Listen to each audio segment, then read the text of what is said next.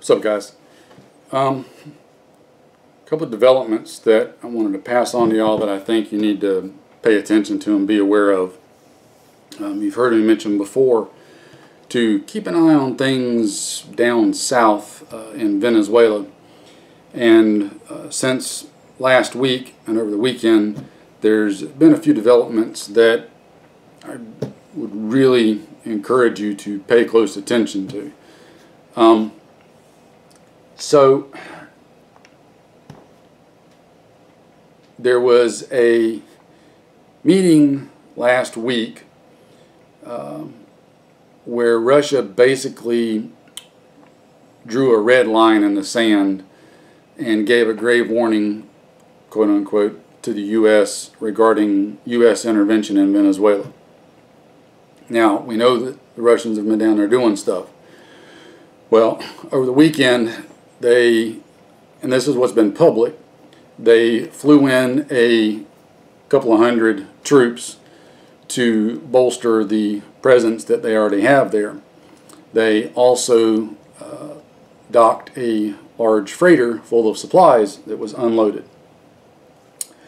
Well, now, pretty much exactly as my good friend NC Scout over at American Partisan has predicted weeks, if not months ago. There's an article on Zero Hedge right now, and I'll just give you the title. Venezuela military deploys S-300 missiles following Russian troop arrival. So basically, they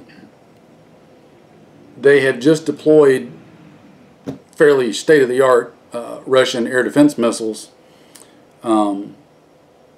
all around a key air base south of Caracas. And it appears that there are more troops and supplies to be coming in. Now, this is what they're saying publicly. Rest assured, there's probably a fairly strong certainty that they've got far more troops there and equipment there than what they're publicly talking about. They are steadily but quietly significantly bolstering their presence in Venezuela.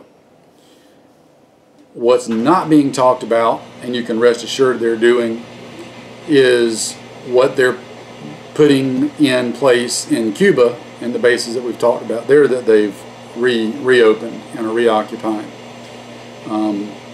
That's not in the news anywhere, so rest assured they are putting more stuff there.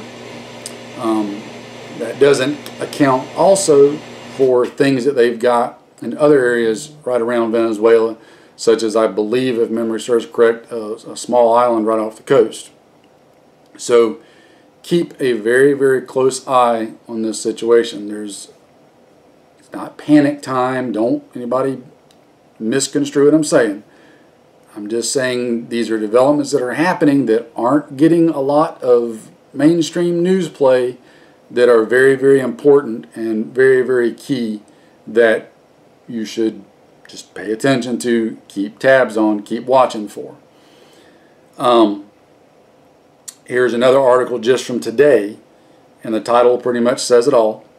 Venezuela plunged in darkness hours after Russian troops arrive. Less than one day after the Russian Air Force planes landed in Venezuela, a new power outage was detected across the country. Again, keep an eye on that stuff. Keep an eye on it. Now, here is one other thing that I think you need to keep an eye on. And this one's actually on Fox News, if you can believe it. You want to go look it up.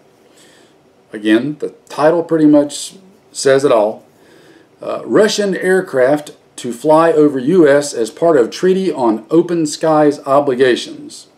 Russian reconnaissance aircraft will fly over parts of the United States as part of obligations for a treaty on open skies.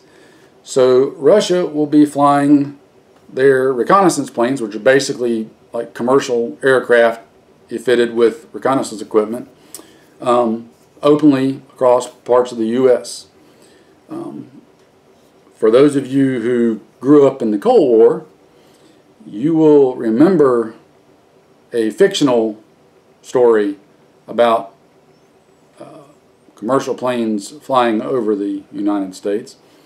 Not saying that's the deal. I'm just saying I find it very curious how oftentimes fact is indeed stranger than fiction, and reality does follow fantasy. So again, keep an eye on this stuff. Just giving you all a heads up. Put it in that memory box and keep watching what's going on. Stay frosty. We'll catch you in another one.